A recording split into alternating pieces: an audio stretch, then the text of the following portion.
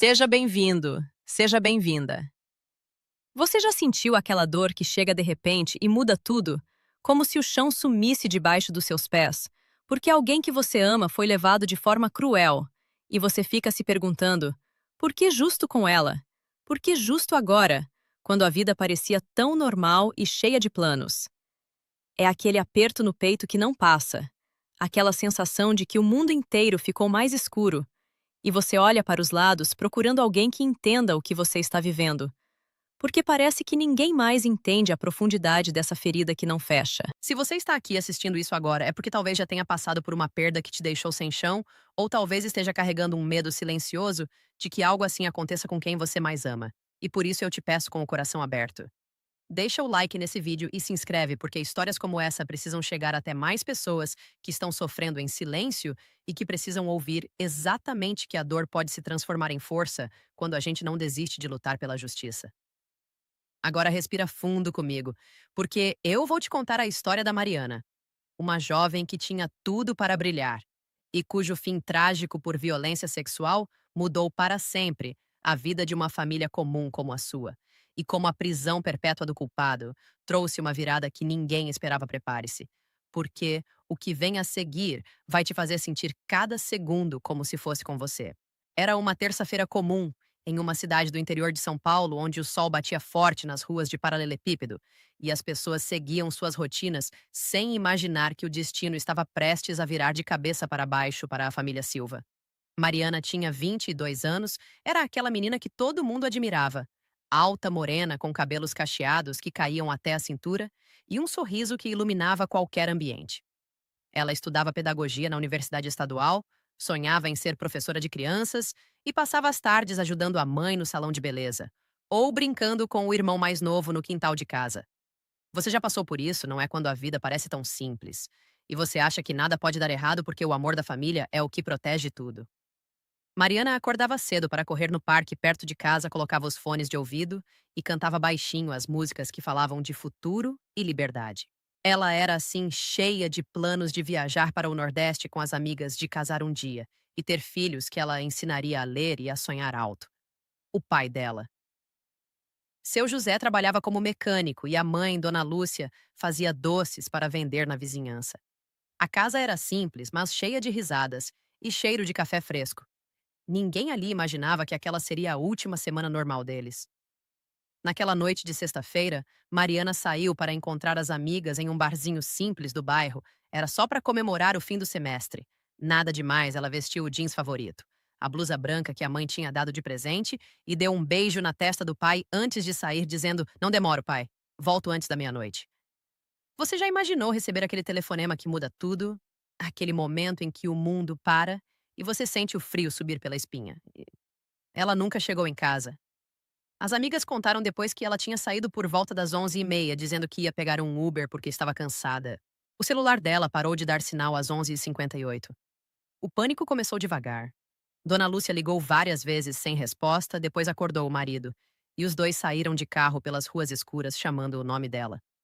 A polícia foi acionada só no dia seguinte, quando o corpo foi encontrado em um terreno baldio nos arredores da cidade. A cena era de filme de terror, mas era real. Mariana estava lá deitada como se dormisse. Mas o corpo contava a história brutal de violência sexual seguida de estrangulamento. A autópsia confirmou tudo o que ninguém queria ouvir. Você sente isso no peito? Não sente essa raiva misturada com desespero que faz você querer gritar para o mundo inteiro acordar? A família entrou em choque. Seu José ficou mudo por dias inteiras, olhando para o nada, enquanto Dona Lúcia chorava sem parar, agarrada a uma foto da filha. O irmão mais novo, de 15 anos, parou de falar na escola e passava as noites acordado com pesadelos. A investigação começou lenta, como sempre acontece nesses casos. A polícia recolheu depoimentos das amigas, vasculhou o celular que foi encontrado jogado perto do corpo e começou a procurar o perfil do motorista do Uber que ela tinha chamado. Os dias viraram semanas e as semanas viraram meses. A dor da família era um poço sem fundo. Dona Lúcia parou de fazer doces, parou de sorrir e passava horas no quarto da Mariana, tocando as roupas dela como se ainda pudesse sentir o cheiro da filha. Seu José começou a beber escondido, porque a culpa de não ter ido buscá-la o consumia por dentro. Você já passou por isso de se culpar por algo que não podia controlar de repetir na cabeça? E se eu tivesse feito diferente? A cidade inteira comentava o caso, mas ninguém tinha pista concreta até que um vizinho lembrou de ter visto um carro escuro parando perto do terreno na noite do crime. A polícia finalmente ligou os pontos e chegou ao nome de Rafael, um homem de 38 anos que trabalhava como motorista de aplicativo e morava sozinho em um apartamento simples do outro lado da cidade. Ele parecia um cara comum daqueles que você cumprimenta na rua sem imaginar o monstro que carrega por dentro. Quando a polícia bateu na porta dele, ele negou tudo no começo. Disse que tinha deixado Mariana em casa e que não sabia de nada. Mas as evidências não mentiam.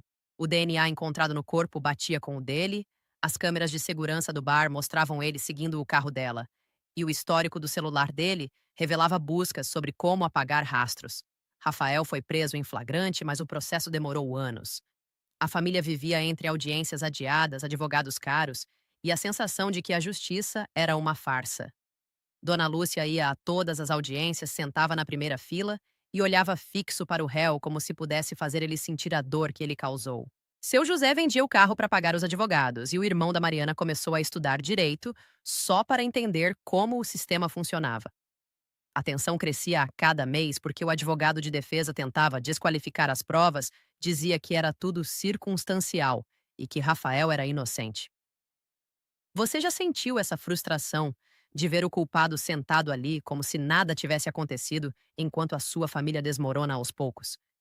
A mídia local pegou o caso e por um tempo a pressão ajudou, mas depois o interesse diminuiu e a família ficou sozinha de novo. Mariana não saía da cabeça deles. Dona Lúcia começou a escrever cartas para a filha como se ela pudesse ler contando os dias, sem ela contando como a dor estava virando raiva e depois força. Frases como ela não merecia isso e a justiça vai chegar se repetiam na mente dela como um mantra. O julgamento finalmente marcou data, depois de 3 anos e meio de espera.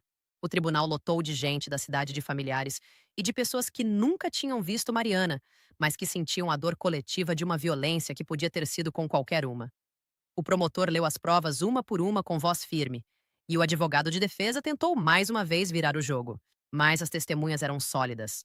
As amigas contaram como Mariana estava animada naquela noite. O legista descreveu os ferimentos com detalhes que fizeram todo mundo no tribunal chorar. Rafael ficou calado o tempo todo, olhando para o chão como se ainda não acreditasse que tinha sido pego.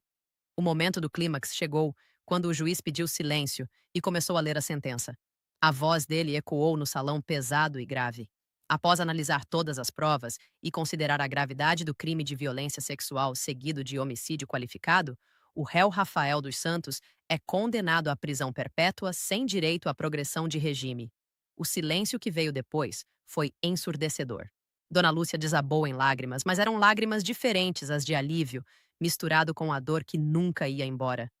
Seu José apertou a mão da esposa e o irmão da Mariana fechou os olhos como se finalmente pudesse respirar.